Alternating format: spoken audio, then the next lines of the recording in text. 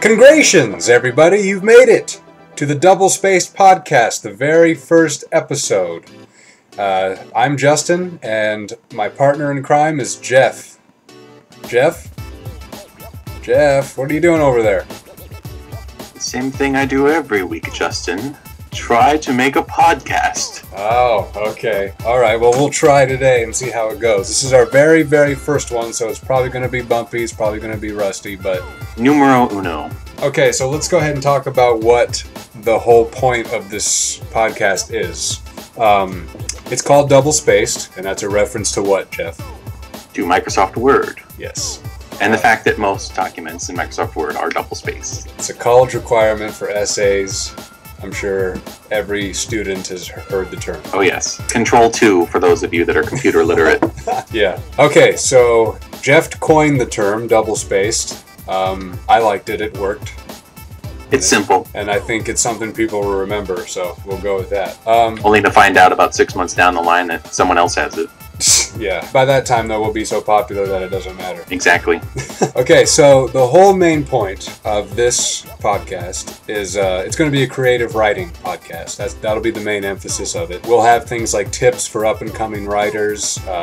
Each episode will focus on writing skills or aspects of writing. But the show won't be limited to writing all the time. But that'll be like the soul of it. And for those of you out there that are listening, don't be intimidated. We're up-and-coming writers, too. Exactly. Me, even more so than Jeff.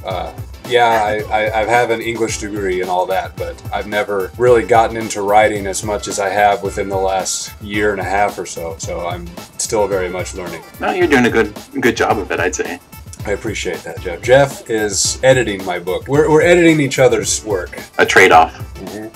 So, let's get right into this. We're both writing books. For me, this is my really first huge thing that I've ever done in regard to writing. I've made short stories before, but this is a big kahuna, that's for sure. The big one. Yeah. I've been writing it since 2007, which is 5 years? About. Yeah, math isn't my strong suit. It's not mine either. That's why we're writing books, because we're not good at math. Yeah, this isn't a math podcast. It's not called Squared. Although that's a pretty good name. I kind of wish I wasn't a math now so we could go with that. All right, so we're going to start off we're going to talk about our own experiences with writing our books. Jeff, go ahead and start it off. Tell us what your book's about, kind of. Tell us what inspired you to start it. Well, let's see. I'm writing a sci-fi book right now. It's going to be a series, but it's basically sort of my take on the whole multiverse superhero concept, but a more realistic approach. Okay. And I've been kind of working on this one for literally years. It's kind of evolved over time. I've been writing books off and on since like elementary school, so yeah. This is kind of like the evolution of everything I've worked on. Yeah, it's everything that you've worked on that you've thrown away and made better and put it into this project. Yep, I've taken all the concepts I've tried to do over the years that have failed and just rolled them all up into one and said, okay, I'll go with that. Okay, so you can say it's a lifelong project. Yeah, my life stream. Good. So what phase are you at right now in the book? Very early writing stage. Okay. Most of the planning is done and just got to refine and make sure everything flows well and works and see what stumbling blocks I come across as I'm writing. Yep. I remember you told me you've been lacking some motivation lately. I blame the heat. You blame the heat, as do I. We live in Fresno, California, and for the last 3 or 4 days, it's been over 105 degrees. Yep, and we have a nice heat advisory coming up where it's going to be over 111 for 2 days. Oh my god! Yeah, it's hard to write. Try to write in that. It's hard to write when you're sticky. I'll just say that. Yeah, and then as for me, I'm pretty far along on the process. Yeah, just rub it in. I'm on my like 5th draft or 4th draft or something like that. The whole thing's done. I'm just going through now and really fleshing out parts and really... My weakness is dialogue, so I'm really focused on that. And as the episodes go on, we'll talk about things like improving dialogue and improving description and whatnot. Jeff's a dialogue guy. I'm a description guy. Yep. So that it works well when we mesh together. Yep. Played off each other's strengths. Yep. But initially, what made me want to write it? I'm a huge Batman fan, as you'll notice throughout subsequent episodes. But he's my inspiration. That character, and I wanted to write something as cool and complex as The Dark Knight Returns. So yeah, that was my little spark, and I need to write something cool and make someone else feel what I'm feeling right now as I'm reading this. Not a bad inspiration to have. So there you go. Now you have a little bit of background info on us and our projects, and we'll talk about them more and more as we go. We're not here for shameless self-promotion.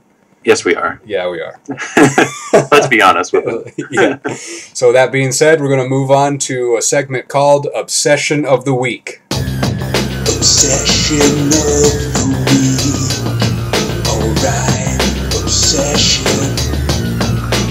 Obsession of the Week has nothing to do with writing, although it can be. It's whatever we're hooked on right now. I suppose if we were obsessed with writing, then yes. If we were obsessed with writing for that week. Yeah, exactly. Then it would work. Spoilers, I'm not obsessed with writing this week. So, Jeff, what is your current obsession of the week? It's City of Heroes. That's your They obsession? released a big update on beta, so I've been toying with that and going nuts. That's your obsession of the decade. I think so. Hey, it's given me a lot of ideas from a book. Yeah. At least that's what I like to say. Yeah. So, what's City of Heroes, for those who don't know? Oh, it's an online, massively multiplayer online role-playing game. I need to try it out. My computer sucks horribly, so I won't be doing that anytime soon. Oh, it does. He's still using Windows XP. Yep. Okay, so my current obsession of the week is not an obsession of mine. It's something that's obsessed with me, and that's the dentist. I've been to the dentist 4 times now, 3 times. I went for a checkup. Hopefully I was going to get a filling. They were like, nope, you're going to get a root canal. No, they told me, nope, you're going to get it pulled. So I was going to get it pulled. I was freaking out about it, and then I decided to get a root canal.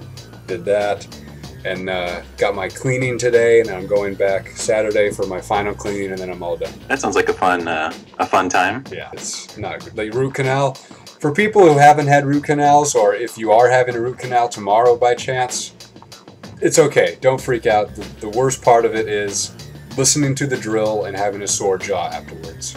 That's it. Yeah, that won't freak anyone out. Yeah. It's just the sound of the drill as they're going into your mouth. And the fact that you feel like a car, and a mechanic is going to town on you. But there's an interesting analogy. Yeah, that's what I felt like. Okay, so there you go. Those are our obsessions of the week. Now we're going to move on to a segment called Book Banter. How alliterative. Yes. For Book Banter, we talk about the books we are currently reading, and hopefully if you guys want to pick them up, go ahead and do that. Jeff, what are you currently reading right now? Well, right now I'm on the 3rd book of a trilogy, so if you're listening, I wouldn't recommend starting at this one. It's part of the Mistborn trilogy, so Mistborn would be the 1st book, but right now I'm on The Hero of Ages. Now there's a fantasy title for you. Yeah, I was just going to ask what's the genre, but I think you just answered the question. Yeah, it's a fantasy book. It's very detailed. It's not like a lot of fantasy books. Like there's like a science to the magic system. How many pages?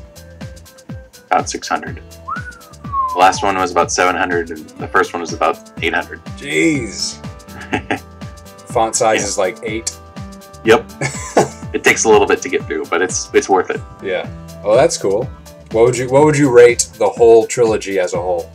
The whole trilogy as a whole. Well, I haven't finished book 3 yet. Oh, okay. But what I've read so far, you're still in the middle of it. Like the first 2 books, I'd rate like 4 out of 5. So there you go. Some fantasy buffs. If you haven't read those, there you go. I am currently reading the 3rd part of a trilogy as well.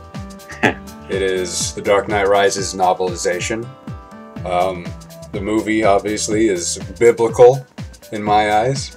Obviously. So I really wanted to read the book, and it's better in some regards, and it's not better in others.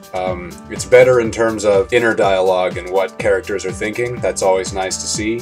and it's paced a little slower, so that's good too. And you can understand Bane. Yeah, yeah. And when you read it, if you've seen the movie and you read the book, you hear Bane every time you see his dialogue, and that's awesome. Should one of us do a Bane impression? I was debating about it. I'm not sure how clear it would come out on the internet. Of course! They expect one of us in the wreckage, brother. Now we're going to need subtitles. Yep. The book is really good. I'm about 100 pages left until it's done, and Bane is actually scarier to me in the book compared to the movie, just because his reputation's brought out more, and he just comes off more threatening, I guess. And but the emotional scenes between Bruce and Alfred, they're just the book doesn't deliver like the movie does. Oh, of course not, because you don't have Michael Caine in front of you crying. Exactly. Yep. But for those who find plot holes, quote unquote, in the movie, all of them are filled up with the book. So that's one really good thing I like about the book. It explains everything very thoroughly. That's usually the advantage of books over movies. Yep. And now I want to read the Batman Begins and Dark Knight books. I say you should just read The Dark Knight and then Batman Begins. Just do it in complete reverse order.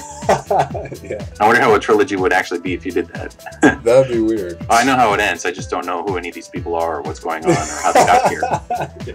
Actually, have you ever seen Memento? Uh-uh. That's how the movie is. It starts at the end and it keeps going and it goes backwards. Once again, I find out someone's already taken my idea. Yeah, that's another Chris Nolan movie. There's another writing tip. There's always something out there that has your idea. Yes, that is true. Nothing's original. Nope. Each of us are going to share a quote that we liked, and then we'll finish off, and we'll see you next time. We're going to try and do these every week, and we're going to switch off from audio podcast to video podcast. So we'll do like one every other week. It'll change. Just to keep it fresh. Yeah, and we'll do it on location at like Barnes & Noble or Fresno State or at Broilers, our favorite restaurant. And yeah, so that's it for today. So Jeff, what is your quote of the week? My quote of the week comes from a book called The Icarus Hunt by Timothy Zahn, and it's, "For a change, Lady Luck seemed to be smiling on me. Then again, maybe the fickle wench was just lulling me into a false sense of security while she reached for a rock." I love that one.